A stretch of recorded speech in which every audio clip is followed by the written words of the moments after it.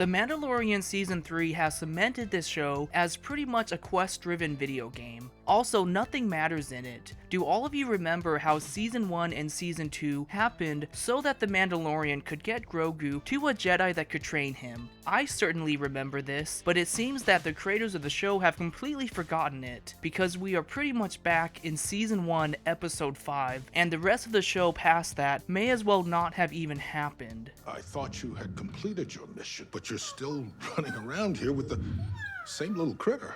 As well, I have become completely convinced that the creators of the show do think they are making a quest-driven video game. To illustrate this point, let's go over some parts of Season 3.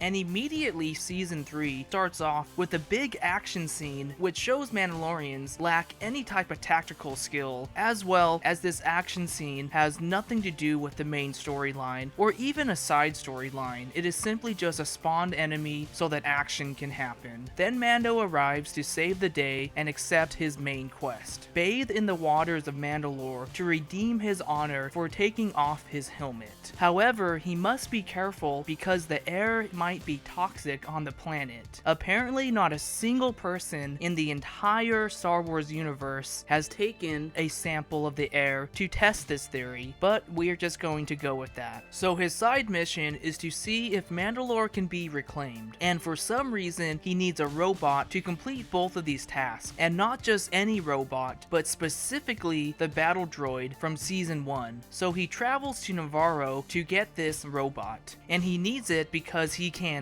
trust it? I need a droid I can trust to help me explore Mandalore.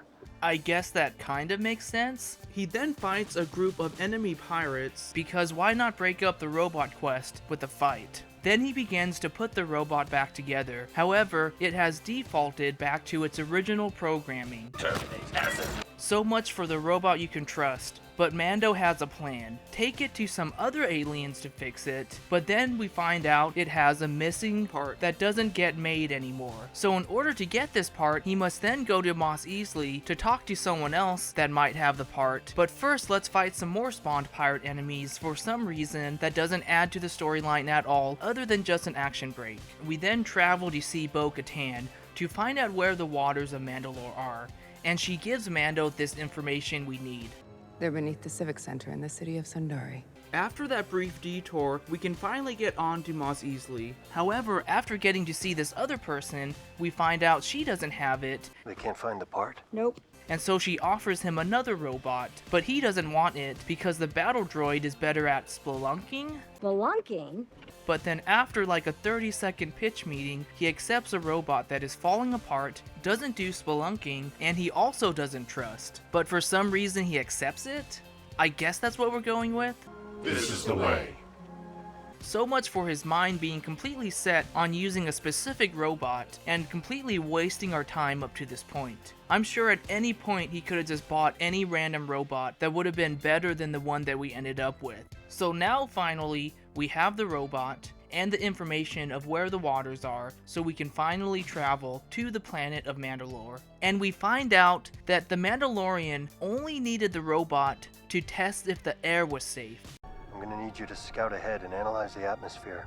Are you serious? Couldn't his ship have just tested the air as he was coming out of the atmosphere? Or couldn't he have just bought a poison air detector at a thrift store? But either way, the robot is sent behind a pile of rocks to test the atmosphere, because apparently the air over there gives a better read than the air right outside the ship. Then of course, the robot disappears because once again, we are in a quest-driven video game storyline, and we need pointless side quests and conflicts to keep the audience entertained apparently. So after Mandalorian fights once again some more spawn enemies and saves the robot, he can then return to the ship with the robot so that the robot can project a hologram that the air is safe.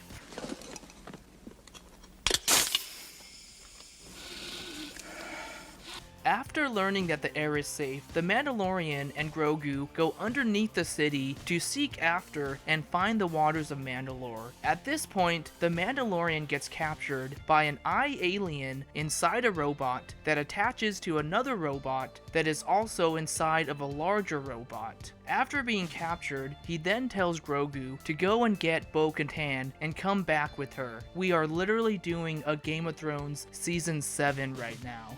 And like a true NPC, Bo-Katan literally just sits on her chair all day waiting for characters to come and interact with her to get her involved in the main storyline.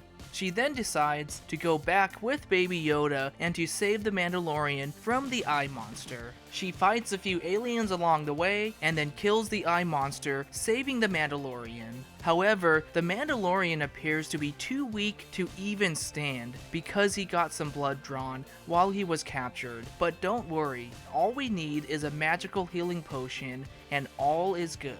Then finally the big moment, the Mandalorian bathes in the water of Mandalore, when he slips and is somehow immediately at the bottom of the lake passed out. I guess that is how it works. Also, what is it with the Mandalorians and doing sacred rituals in waters with giant monsters in them? No wonder there's so few of them left. He is then saved and can go back to the Mandalorians. The Mandalore now has his honor back for taking off his helmet. So now that the Mandalorian has his honor back, you would think that the show can continue and the storyline can progress a bit. But you would be completely wrong, because once again this next episode is nothing but a side quest filler episode. A random bird abducts a child, and the entire episode is them just getting this child back and defeating the bird. Like, what is the point of this show? It doesn't progress, nothing happens, it's just side quest after side quest. But please give me your thoughts. Thanks a lot and have a great day.